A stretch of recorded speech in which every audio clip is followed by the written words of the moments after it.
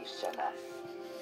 Duboko potresen njihovim mučenjem i ubijanjem, pobunio se protiv ovih zverstava.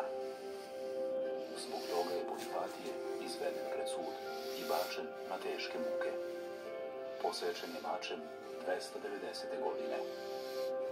Njegovo telo uzeli su ljudi koji su bili u njegovoj pratnji, položili ga u kovčeg i krenuli natrag ka Rimu. Anđeo Božji tada je objavio Aglajdi da je Bonifatije postradao za Hrista. Tako se ispunilo njegovo predskazanje. Aglajda je sa velikim poštovanjem dočekala svete mošti. Na svom imanju, izvan Rima, podigla je crkvu posvećenu svetom Bonifatiju i u njoj položila njegove mošti.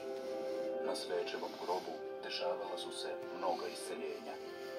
Sama Aglajda razdelila je svoje imanje siromašnima i 18 godina provela u manastiru u velikom pokajanju. Upokojila se mirno i sahranjena je kraj groba svetog mučenika Bonifatija.